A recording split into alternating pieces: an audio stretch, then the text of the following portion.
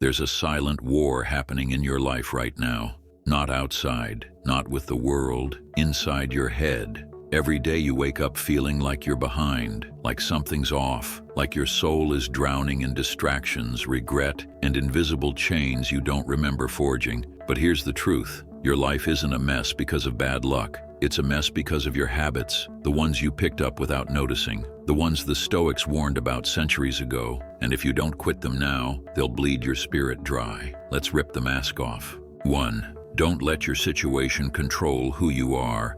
You are not your job. You are not your bank account. You are not the trauma you went through. But every time you use your situation as an excuse, you hand over your soul to the world. Epictetus said, "Man is not worried by real problems so much as by his imagined anxieties about real problems." You tell yourself you'd be confident if your body looked better. You'd be more disciplined if you had more time. You'd be at peace if they hadn't hurt you.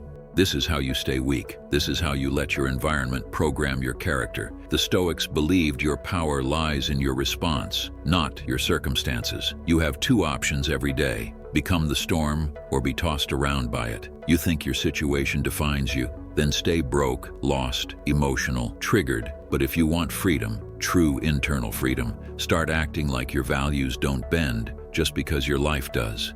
2. Stop making yourself too accessible.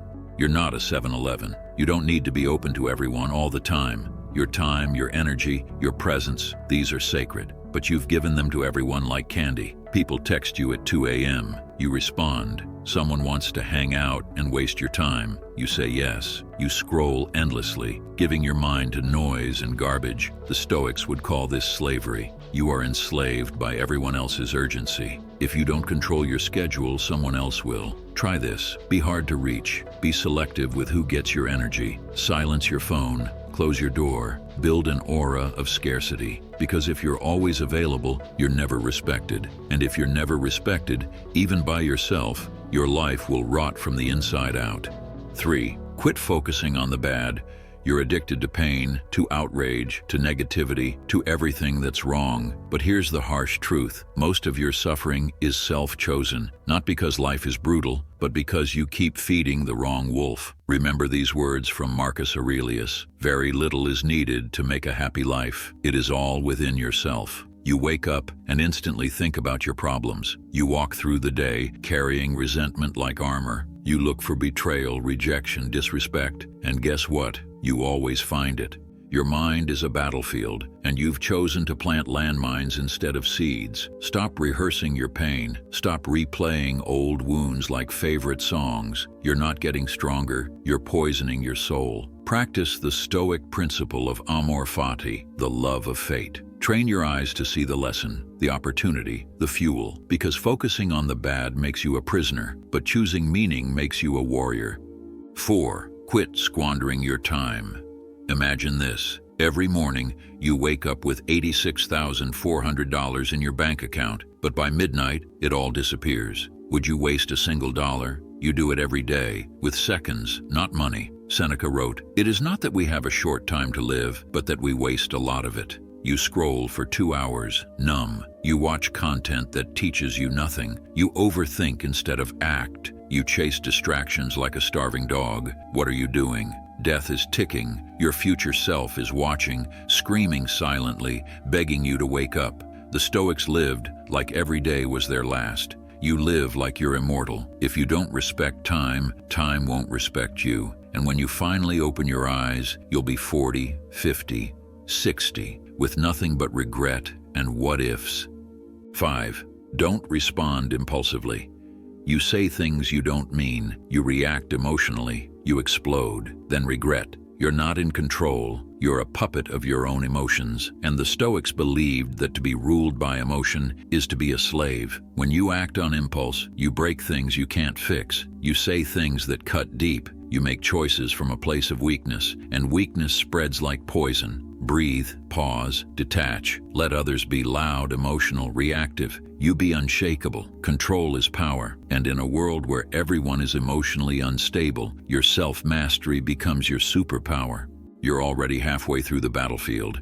You've seen the chains, you've felt the cuts. Let me know in the comments if you're guilty of any of these 5 habits. But there's more. And these next 4, these are the ones you've been carrying the longest. The ones that feel normal because they've rotted into your personality. But the Stoics would tell you they're not part of you. They're infections, and it's time to amputate. 6. Release the weight of grudges. Some of you are married to your pain. You feed it. You protect it. You've built shrines to the people who wronged you. They hurt you once, and you've hurt yourself every day since. Marcus Aurelius wrote, "How much more grievous are the consequences of anger than the causes of it?" You're still replaying what they said. You still want revenge. You still think forgiveness is weakness. But let me tell you something terrifying. Most of the people you're bitter at, they've moved on. They don't think about you. You are the only one bleeding. The Stoics knew that holding a grudge was like drinking poison and expecting the other person to die. It burns your peace. It hijacks your focus. It turns your mind into a prison. Forgiveness isn't about letting them go. It's about setting yourself free. Drop the dead weight. Walk lighter. Think clearer. Let go. Not because they deserve it, but because you do. 7. Stop second-guessing yourself. Indecision is slow death. You overthink. You doubt. You wait for the perfect time. Meanwhile, your life evaporates. Remember this quote from Seneca: "If one does not know to which port one is sailing, no wind is favorable." Here's the harsh truth. You don't trust yourself. You've turned every decision into an anxiety ritual, and it's killing your potential. You ask 10 people what they think. You Google for hours. You make a plan, then rewrite it 20 times. And when it's time to act, you freeze. The Stoics would call this cowardice. You don't lack clarity. You lack courage. The warrior moves forward. The philosopher chooses a path and walks it. You're stuck in your head, trapped by a fear of being wrong. Let this sink in. Not choosing is still a choice, and it's usually the worst one. Decide, act, adapt. That's it. There's no right time. 8. Stop allowing unworthy people past your gates. Your energy is a fortress, but you've left the gates wide open. You let anyone in just because they're nice or fun or attractive, and then you wonder why you feel drained, betrayed, disrespected. Associate with people who are likely to improve you. Another quote from Seneca: "Look around. How many of your friends challenge you? How many relationships actually nourish your soul instead of chewing it up?" The Stoics didn't waste time with shallow people. They believed your circle should reflect your standards. But most of you are so desperate for company, you'll tolerate anything. Fake loyalty, manipulators, cowards, time wasters, all because being alone scares you more than being drained. But here's a brutal lesson. Loneliness is better than spiritual rot. Audit your circle, tighten your gates, because every time you let an unworthy person in, you send a message to the universe: I don't value myself. 9. Avoid the trap of endless hustle. Some of you are addicted to productivity like it's a drug. You wear busy like a badge, but underneath, you're empty. You grind, you chase, you burn out. But what are you even building? Being busy is not the same as being productive. The Stoics knew the danger of motion without meaning. They didn't believe in burnout. They believed in balance. You think rest is weakness. You think slowing down is for losers. But you're mistaking motion for progress. You're running from stillness, because when things go quiet, the truth gets loud. You realize you don't know what you're doing this for anymore. What good is the hustle if it costs you your peace? What good is building a kingdom if you become a ghost in it? Stop worshiping busyness. Stop measuring your worth in how little you sleep. The Stoic path is not about doing more. It's about doing what matters. Let the old you vanish into ash.